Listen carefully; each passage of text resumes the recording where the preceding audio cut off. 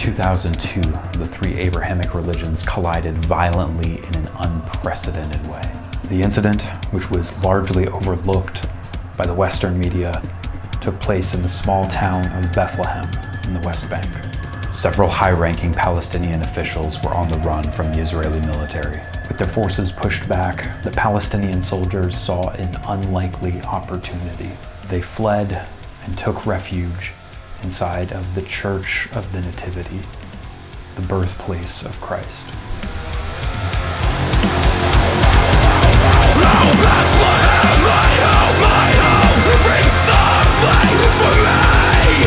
My mind's impaired, your bells declare a love that teaches me. No room in the end, bring them here, but the men give against the rest they need. They are to the church of the haven reserved for the weary, the hand of God's grace. Than 200 monks and priests were present at the time of the event, and many of them remained inside the church for almost the entirety of the siege. The Israeli military forces knew that they were in a terrible position. They could not risk invading the church and possibly starting an international conflict in one of Christendom's most sacred sites. The Israeli Defense Force couldn't go in, the Palestinian militants couldn't come out. They were in a terrible, terrible stalemate. What ensued was a heinous 40-day standoff between the Israelis and the Palestinians. The Palestinian soldiers remained trapped inside the church, being hosted by the priests and the monks who served there. According to the priests, they were not held hostage by the Palestinians, but rather they saw it as their religious duty to serve anyone who was seeking refuge, including these militants, so long as they were willing to lay down their arms inside the church. Why has the stained glass shattered? Golden hues turn to red. Will grant a place of refuge, but must we give shelter to the dead? Tensions heightened, and a compromise was desperately sought by both sides. Tanks were stationed right outside of the church courtyard, and Israeli snipers were placed atop the surrounding buildings.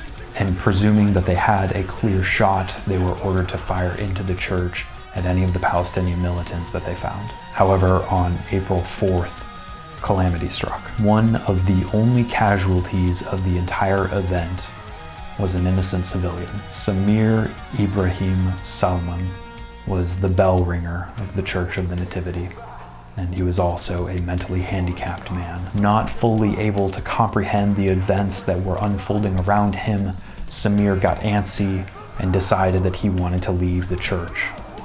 He took a few steps outside and was shot several times by an Israeli sniper by mistake.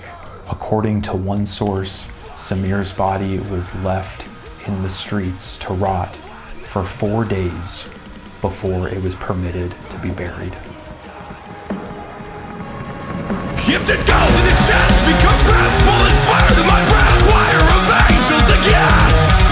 Wise men buried gifts, morphed into gunmen with white-knuckle business redemption for us. The entire catastrophe at the Church of the Nativity has a biblical and prophetic undertone to it, and I don't know how it hasn't caught the attention of the rest of the world. You have the Jewish faith represented by the Israeli Defense Force. You have the Islamic faith represented by the Palestinian militants, and neither of them believe in the divinity of Christ, and yet both factions find themselves standing on the birthplace of God, each of them screaming that the other is godless.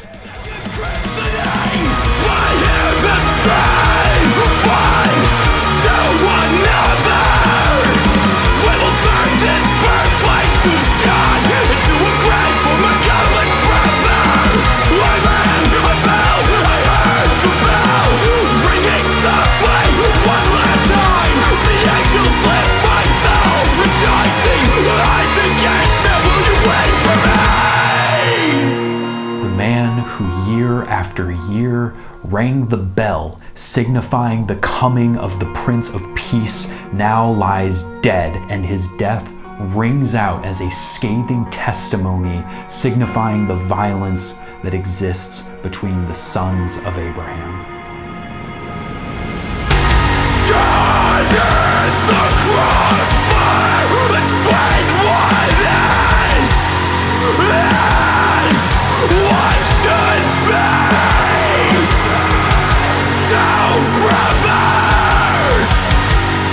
On either side of the church, your life